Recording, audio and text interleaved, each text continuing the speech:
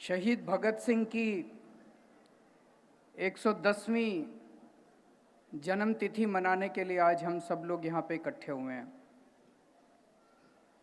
मैं सोच रहा था कि इस देश को आज़ाद कराने के लिए लोगों ने बड़ी बड़ी कुर्बानियाँ दी, अपनी जान कुर्बान कर दी, बहुत यातनाएं सही। हमने पढ़ा किस तरह से शहीदों को अंग्रेज़ काला पानी के अंदर, जेलों के अंदर यातनाएं दिया करते थे।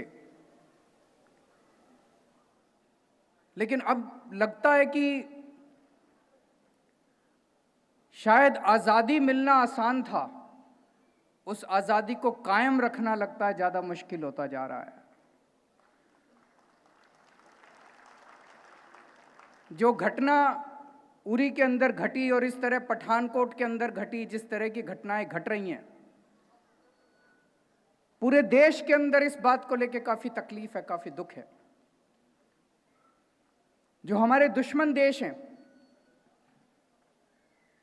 उनका तो धर्म है कि वो हमारे ऊपर हमला करेंगे, पर क्या हम लोग इतने कमज़ोर हो गए हैं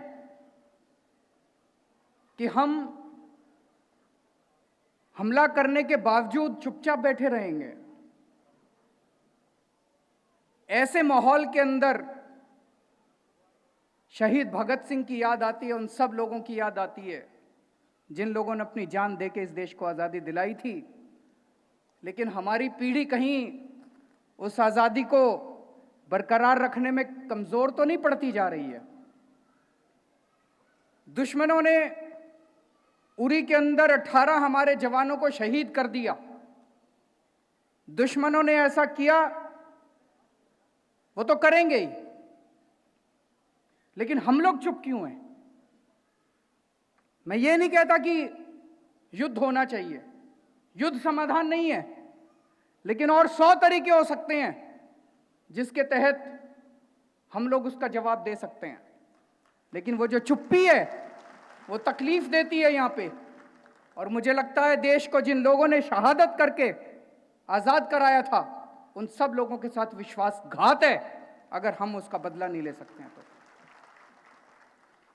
लेकिन चूंकि आज यहाँ पे मैं भी थोड़े दिन पहले जहाज से कहीं जा रहा था, एक महिला आई मेरे पास, कहती है आपके साथ फ़ोटो खिंचवानी है।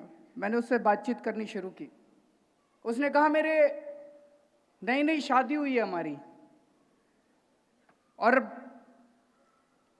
मेरे पति फौज में है। उसके पति से भी बात की, उसके पति ने कहा कि हम तैयार हैं, युद्ध लड़ने के लिए तैयार हैं हम लोग। और बोले उरी की घटना हुई है, हो सकता है सरकार कोई भी निर्णय ले, अगर सरकार कोई भी निर्णय लेती है हम तैयार हैं। उसकी बीवी की तरफ मैंने देखा, उसकी बीवी बड़े दुखी मन से कह रही थी पता नहीं अब क्या होगा। मैं ये सोच रहा था कि एक शहीद के परिवार के ऊपर क्या गुजरती है, ये उसके परिवार वाले ही बता सकते हैं। शहीद जज्बे में अपने देश की रक्षा के लिए अपना सब कुछ कुर्बान करता है, और मुझे पूरी उम्मीद है, पूरा यकीन है, पूरा विश्वास है, पूरा परिवार भी उसका साथ देता है। लेकिन परिवार पे क्या गुजरती है तो परिवार वाले जानते हैं। मुझे लगता है आज शहीद आजम भगत सिंह के जन्म दिवस के अवसर पर मैं अपील करता हूं देश के प्रधानमंत्री जी से। दिल्ली सरकार ने एक बहुत बड़ा कदम उठाया है, बहुत अच्छा कदम उठाया है जब से दिल्ली के अंदर आम आदमी पार्टी की सरकार बनी है। पिछले 1.5 साल से दिल्ली सरकार ने ऐलान किया है कि अगर कोई भी सिपाही,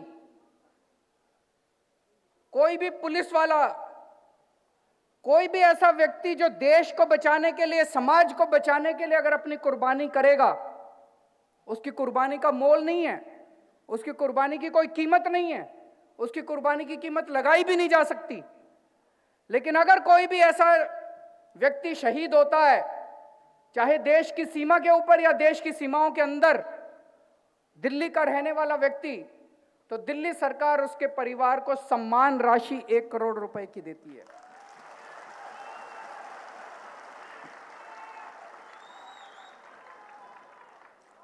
पिछले 1.5 साल के अंदर हमने ऐसे कई जवानों को, दिल्ली पुलिस के जवानों को, बॉर्डर के ऊपर शहीद हुए जवानों को, जो दिल्ली के रहने वाले थे, उनको हमने 1-1 करोड़ की उनके परिवार को सम्मान राशि दी है।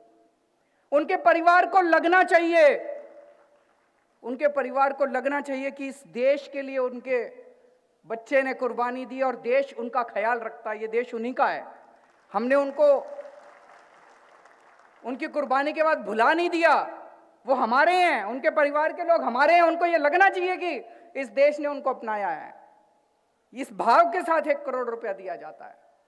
मैं देश के प्रधानमंत्री जी से आज अपील करना चाहता हूं कि जितने लोग उरी में मारे, ये ऐलान देश के सिपाहियों के लिए किया जाए कि देश का कोई भी सिपाही और कहीं भी बॉर्डर के ऊपर शहीद होता है तो उसके परिवार को 1 करोड़ रुपए का सम्मान राशि दी जाएगी। दिल्ली सरकार यह ऐलान करने के बाद कंगली नहीं हुई। जब आप अच्छे नियत से अच्छा काम करते हो, अपने शहीदों का सम्मान करते हो, तो ऊपर वाला और भी बरकत करता है।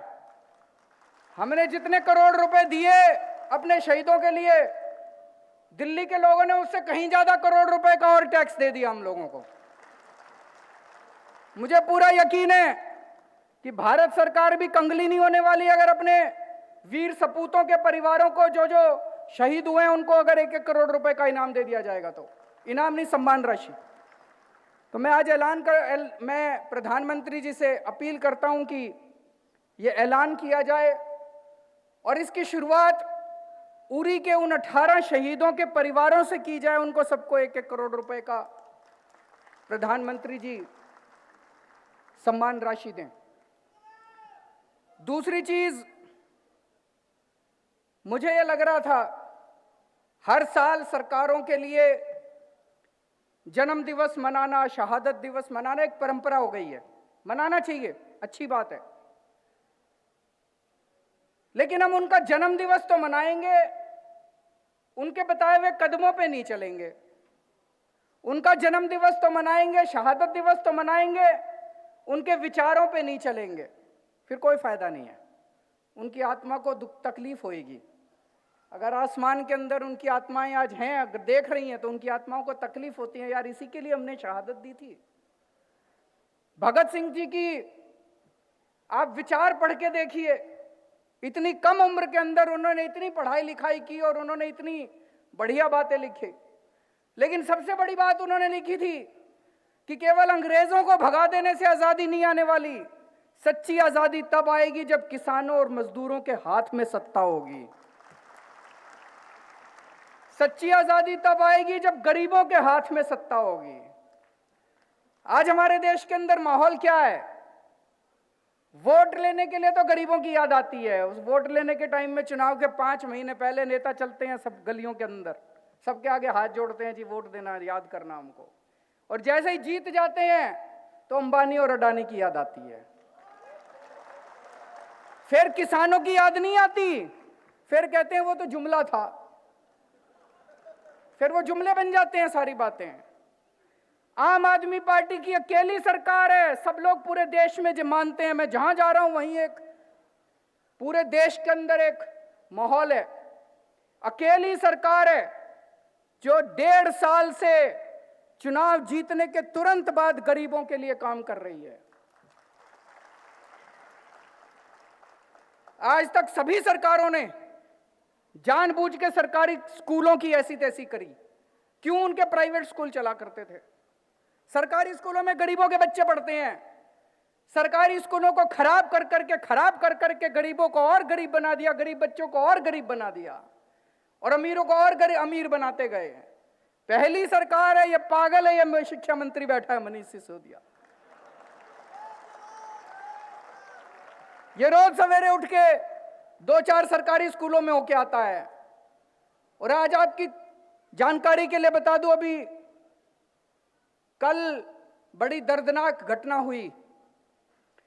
2 स्कूल के एक सरकारी स्कूल में 2 बच्चों ने अपने मास्टर की चाकू से गोद कर हत्या कर दी।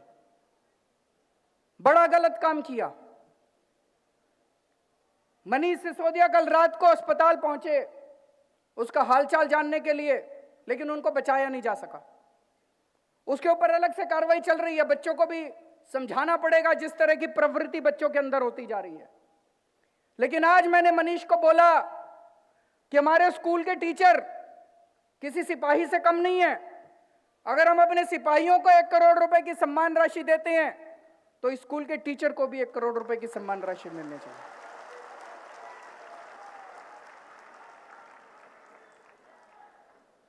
आज कैबिनेट ने सुबह प्रस्ताव पारित करके उनके परिवार को 1 करोड़ रुपए की सम्मान राशि का ऐलान किया है। लेकिन मैं कहना चाहता हूं कि सरकारें वोट लेती हैं गरीबों से, काम करती हैं करोड़पतियों के लिए। आम आदमी पार्टी वोट भी गरीबों से लेती है और काम भी गरीबों के लिए करती है। सरकारी अस्पतालों के अंदर आज दिल्ली के अंदर सारी दवाइयां मुफ्त है, सारा इलाज मुफ्त है। आज दिल्ली के अंदर सरकारी स्कूलों की हालत दिन ब दिन सुधरती जा रही है। पहली बार ऐसा हो रहा है सरकारी स्कूलों के प्रिंसिपल और टीचरों को हार्वर्ड और कैम्ब्रिज में ट्रेनिंग के लिए भेजा जा रहा है। यही शहीद भगत सिंह का सपना था कि जब असली सत्ता गरीबों के हाथ में आएगी, किसानों और मजदूरों के हाथ में आएगी, उस भारत का सपना शहीद आजम ने देखा था। पहली बार भारत के अंदर ऐसा हुआ कि न्यूनतम मजदूरी हम लोगों ने 9,000 रुपए से बढ़ा के सीधी 14,000 रुपए कर दी। हमारा मानना है कि गरीब की जेब के अंदर पैसा जाएगा तो उससे पूरी अर्थव्यवस्था बढ़ेगी, उसके घर में खुशी आएगी और पूरी अर्थव्यवस्था बढ़ेगी। हालांकि उस फाइल को एलजी साहब ने रिजेक्ट कर दिया कि मैं नहीं मानता इस फाइल को। बोले दोबारा कमेटी बनाओ। हमने कहा जी दोबारा बनाएंगे, आप जो कहोगे हम करेंगे। आपके पैरों में पड़ना पड़ा आपके पैर पकड़ लेंगे। गरीबों के लिए कुछ भी करने के लिए तैयार हैं हम। इन्होंने गोपाल राय जी को जाके मिले थे एलजी साहब से। एलजी साहब से बहुत मिन्नतें करी जी, ये तो गरीबों का काम है, इसमें तो राजनीति मत करो, कम से कम नहीं माने। नल एंड वॉइड कर दिया। बोले मैं इसको नल एंड वॉइड, दोबारा बनाओ कमेटी। तो मेरी से बात हुई, मैंने गोपाल राय जी को बोला लड़ो मत, दोबारा बना दो कमेटी। दोबारा बना दी कमेटी। अब वो दोबारा कमेटी वही प्रस्ताव दे रही है, वही प्रस्ताव देगी। और मैं उम्मीद करता हूं कि बहुत जल्दी दिल्ली में न्यूनतम मजदूरी 14,000 होगी। और दिल्ली में 14,000 रुपए अगर न्यूनतम मजदूरी होगी तो हरियाणा वाला भी बोलेगा, मध्य प्रदेश वाला भी बोलेगा, पंजाब वाला भी बोलेगा जी हमारी भी बढ़ाओ, तो उनकी भी बढ़ाई जाएगी। यही शहीद आजम भगत सिंह का सपना था। आज दिल्ली की आम आदमी पार्टी सरकार, हम बहुत छोटे हैं जी इनके सामने, शहीद भगत सिंह के सामने बहुत छोटे हैं। अगर उनका 1% सपना भी हम पूरा कर लें तो लगेगा कि जमीन पे आना हमारा साकार हो गया, जमीन पे जन्म लेना हमारा साकार हो गया। तो हम उन्हीं के पद चिन्हों पे चलने की कोशिश कर रहे हैं। और अंत में मैं कहना चाहता हूं कि जो समाज अपने शहीदों की कुर्बानियों को भूल जाए, जो देश अपने शहीदों की कुर्बानियों को भूल जाए, उस देश का कोई भविष्य नहीं है। आज हमारे बीच में अभितेज शहीद आजम के परिवार, शहीद आजम भगत सिंह के परिवार का एक बहुत ही होनहार लड़का था अभितेज। उनके परिवार से, वो भी शहीद आजम भगत सिंह की तरह बड़ा निडर और साहसी लड़का था। उसका एक एक्सीडेंट के अंदर अभी थोड़े दिन पहले देहांत हो गया। अब वो एक्सीडेंट था कि एक्सीडेंट नहीं था, इसके ऊपर दो मत हैं। उनके परिवार से संधू साहब, उनकी माँ, उनके पिताजी और उनके अन्य परिवार के लोग आए हुए हैं। उनका हम स्वागत करते हैं।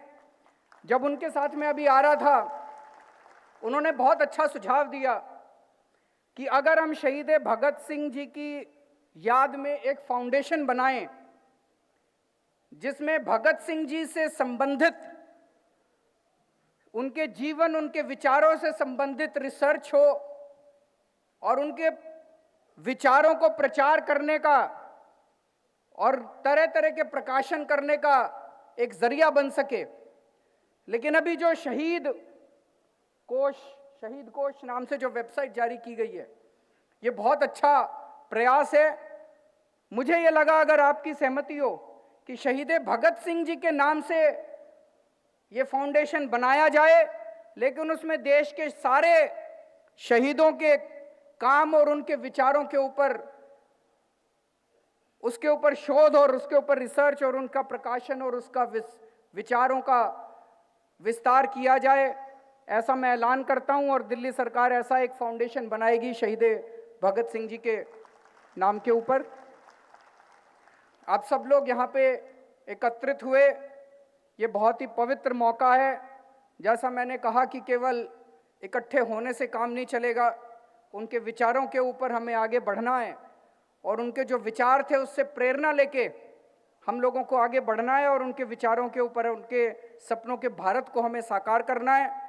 हरभजन सिंह मान जी का मैं स्वागत करता हूं, धन्यवाद करता हूं, आप आज आए इस कार्यक्रम में, चार चांद लगाए, बहुत बहुत शुक्रिया। भारत माता की।